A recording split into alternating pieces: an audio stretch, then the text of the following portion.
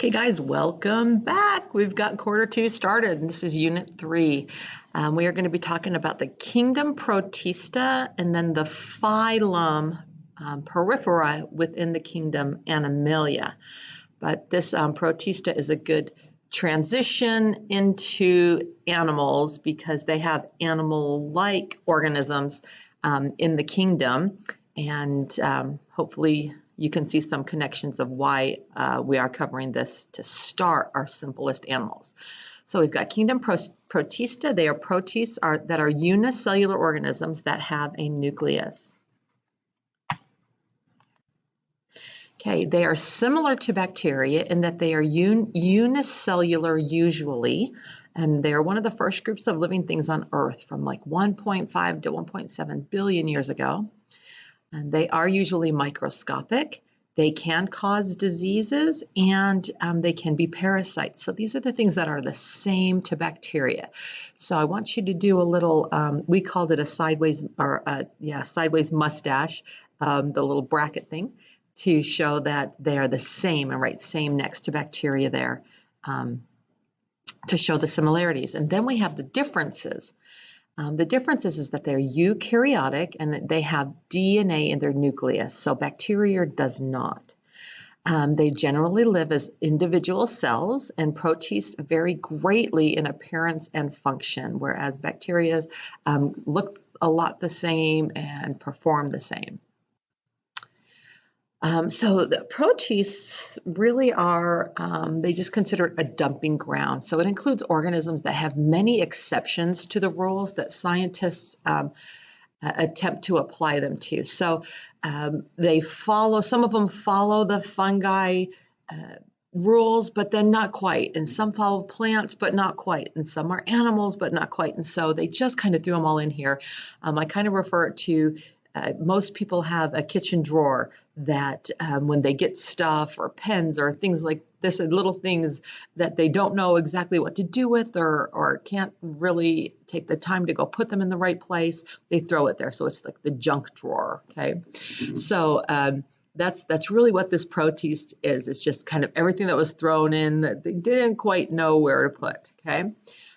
This video will be the first video actually that I will put and tell you to watch before you watch this, but it is the introduction to the protists, and it's a crash course. It's about 12 minutes long, so make sure if you haven't watched that, go back and watch that before you move on so you can get just a baseline understanding of what we're talking about. Okay, so there are 3 categories of protists. There are fungus-like protists that are certain molds, plant-like protists, the phytoplankton, and then animal-like protists, which are zooplankton. The fungus-like protists are heterotrophs. If you remember, heterotrophs means they have to get their food or energy from something else. So they have by eating another organism, okay? They do have cell walls, which is kind of like a plant, huh? Many have flagella and are able to move at some point in their lives. There are 3 main types, the slime molds, water molds, and downy molds. And they produce with spores. And so these are tiny cells that are able to grow into a new organism. So once these spores are released or usually thrown out into the air and the air will move them, then they can, wherever they land or attached, usually when conditions are right, then they can grow into a new organism. The water and downy molds, excuse me, they live in water or in moist places. They often look like tiny threads that look like fuzz. So if you've seen the back of plants and it looks like there's like some fuzzy stuff there, that is often the downy mold. They can attack food crops, and this caused the Irish potato famine of 1845 to 1852. And during this famine, about 1 million people died, and 1 million more people immigrated from Ireland. And this was a huge turning point in history too. I mean, so many Irish people came over to Canada and the United States at this time, and I don't see the video listed here. I'll make sure I put that video back on that front page also. so that you can watch the video. If you're interested in history at all, it's really amazing. A great way how it explains the why these potatoes getting the blight or a mold on them created such havoc in Ireland and killed so many people. And it was mainly to set up because of England and their higher up people who own the land in Ireland. And anyways, it's an interesting video. Go back and watch it. Then we've got slime molds. So they reproduce by fruiting bodies or spores, and that's the little orange things up here. These are the little spores or fruiting bodies, okay? This is what it looks like when it's growing and kind of alive. So the first, they look like an amoeba, and then later they'll look like a mold, but they live in moist, shady places. They feed on bacteria and other microorganisms. There's also a slide, I don't think it'll work if I click on it now. So I'll show the slime mold. You can go back at the end and just kind of go through the videos. And I'll just put a list of them there for you. So plant-like protists are algae.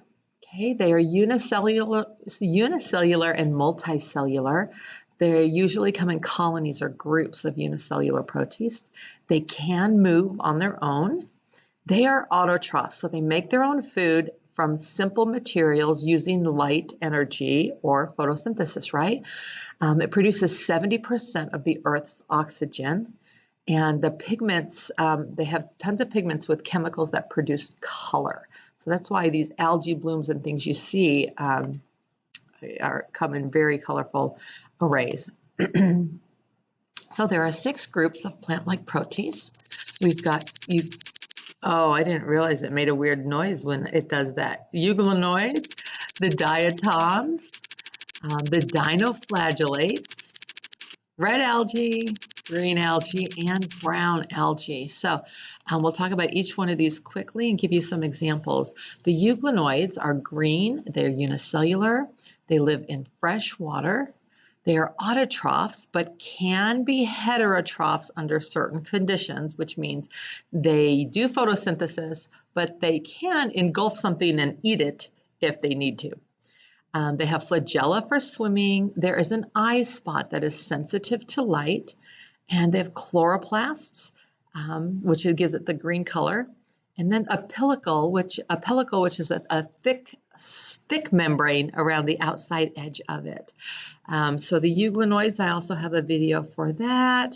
I'll make sure that gets put up on the page so that you can watch it afterwards too. There's lots of fun little videos here and there throughout this. There are diatoms. The second group, they are unicellular. There's 10,000 living species. They are aquatic, means they have to live in water. Glass-like cell wall, and they make up diatomaceous earth, and it's a coarse powder that comes from dead diatoms. But this diatomaceous earth and the diatoms can be put in toothpaste and car polish, reflective paints.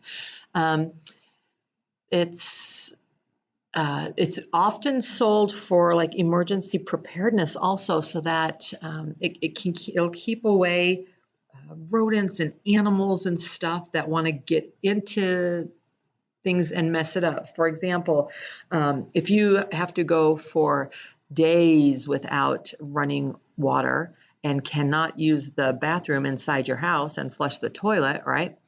To get rid of those wastes, you can make a thing outside, a hole outside, but then they say to use diatomaceous earth around it, and it keeps out birds and animals and other things because they like to get in and make stuff messier. So diatomaceous earth, it's awesome. A lot of people I know too will take supplements of diatomaceous earth. So I'll add on these 2 videos too. They're pretty cool videos. Definitely go back and watch these guys. One talks is from the show that Will Smith helped to co-host about astronauts, and they show these blooms from outer space. They can see them from the space station. It's really cool. Then we have dinoflagellates. They are unicellular. They have their cell walls are like plates of armor, so really strong. There's 2 flagella, and it spins when it moves.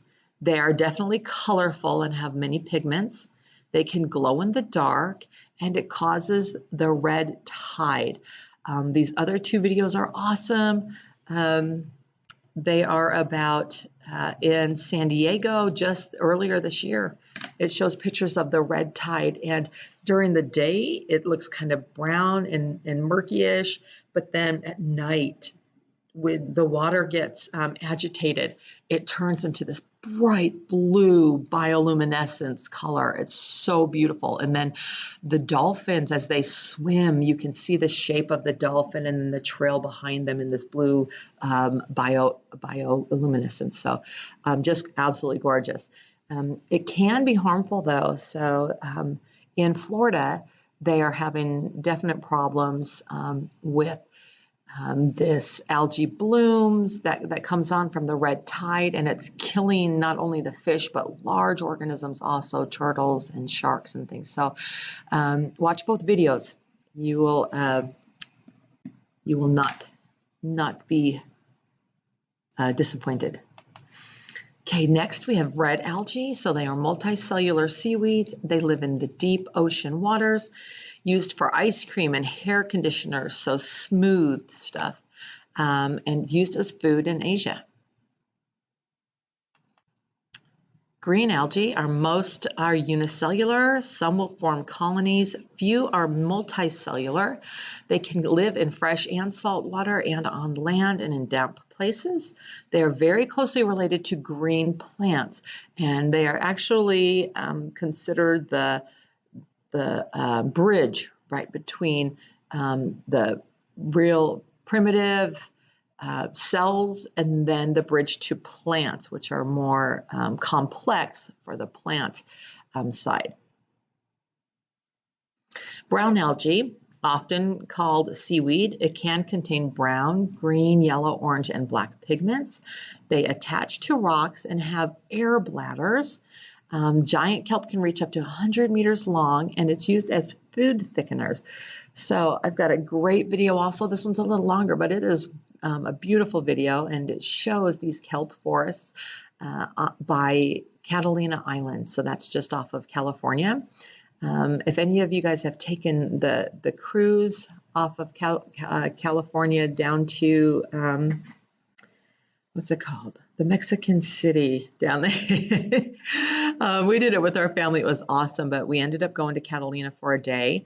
And it was really cool to see this guy exploring Catalina and the underwater world that's out there, and explain a little bit more about it. Now you can see in this picture, here's a scuba diver. Look how amazingly huge these the brown kelp can get.